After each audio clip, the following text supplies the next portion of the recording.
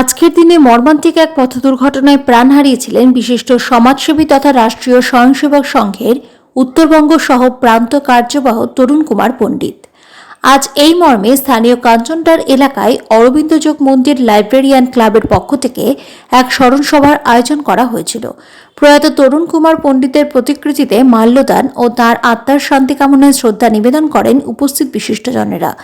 প্রয়াত তরুণ কুমার পণ্ডিত সর্বদাই মানুষের পাশে থাকতেন, তাই তার আত্মার শান্তি কামনায় এই স্মরণ সভার মধ্য দিয়ে দুস্থদের মধ্যে বস্ত্র বিতরণ করা হয়। এর পাশাপাশি তাকে হৃদয়ের মাঝে চিরস্মরণীয় করে রাখতে সংশ্লিষ্ট ক্লাবের পক্ষ থেকে তার একটি মূর্তি তৈরির উদ্যোগ গ্রহণ করা হয়। আজ আনুষ্ঠানিকভাবে আজকে থেকেই যার কাজ শুরু করা হয়। আমাদের প্রাণের যোদ্ধা আমাদের মধ্যে সেই দিনে একসাথে স্মারক স্ট্যাচু বানানো এইটাই আমি এতদিন ধরে এই কথাটাই আজকে 1 বছর আগে আজকের দিনে গেছে তারই স্মৃতিটা সেটা দেওয়া হচ্ছে। ঠিক আছে বাবু,